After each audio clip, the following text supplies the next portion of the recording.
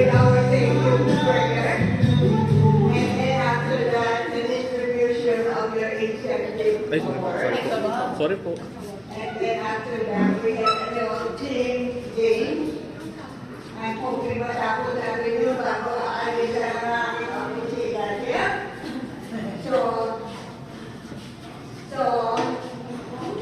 Ang next sa akin ng prayer, if we would just post it in the page, okay? Kilala natin lahat si Nanay Upe. Guadalupe. May kalaro when I was a little girl. Pero pinatapuhan ko, ayaw sumakay ng bisikleta ko. Okay, let's put ourselves in the presence of God as we all sway in the name of the Father, and of the Son, and the Holy Spirit. Amen. Thank you, Lord, for this gift of life. Lord, maraming pong salamat sa oras na ito na ibinigay mo sa amin upang kami maging reunited again. Lord, at tinataas ko po ang bawat isa. Samahan po kami sa aming pagtitipo na ito at continue showering us your bountiful blessings so that we can cater to the needs of our students. Lord, maraming pong salamat. Ginamit mo kaming instrumento or channel para maka-reach out dito sa mga batang ito. Maraming pong salamat, Panginoon. Thank you for all these blessings, Lord God.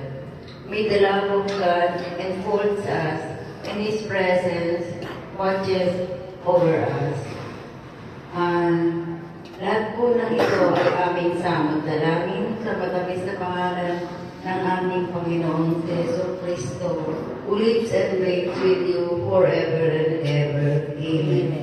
Glory be to the Father, and to the Son, and to the Holy Spirit, as it was in the beginning, is now, and ever shall be, world without end. Amen. In the name of the Father, and of the Son, and of the Holy Spirit. Amen. Magandang tanghali po sa inyo lahat. Okay. Tingnan po kung sino ang may memorize ang prayer for protection. Sabayin niyo ako. Okay? Prayer for protection. Ready? May the light of God surround us. May the love of God enfold us. May the power of God protect us. Wherever we are, God is, and all is well. Thank you. Mamaya kikias kayo. Okay. The next sa dalawang beses, bago natin i-report. Ngayon, hindi natin kung ganda sa tapos pagbalik ko dito next year. Distributan natin ang ating music group. Lahat tayo, walang maiiwan. Ako na-kick out sa choir ng Archimedes. Sinabihan ako, hindi pinik out, pero ganito sinabi ng music teacher namin. Nasaan si... Wala na siya. Mahilig kasi ako pumunta. Pamilya ko, mahilig pumunta kasi sa lahat. Kaya na, ang music ko wala yata ngayon sa akin. So, nasa part kami practice, medyo na nalisuan ko yung narinig ng teacher. Pagkatapos ng practice, sinawag ako. Sabi sa akin, mabuti na sa likod ka. Sa totohanan na, buhusan mo lang yung bibig mo, lalagyan ng sam. So, ayaw ko yung boses ko. Mula naman, hindi na ako kumanta, hindi na iwan ako. Hanggang sa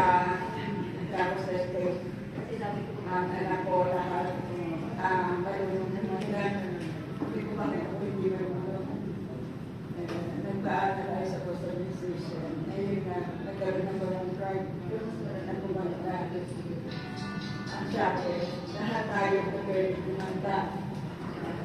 Una,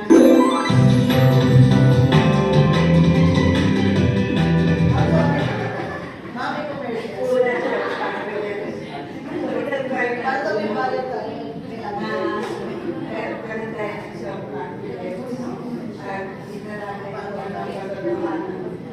ang teacher ng everyday test na kung daw ako magbibigay ng sako o ang musician ng aking mga anak.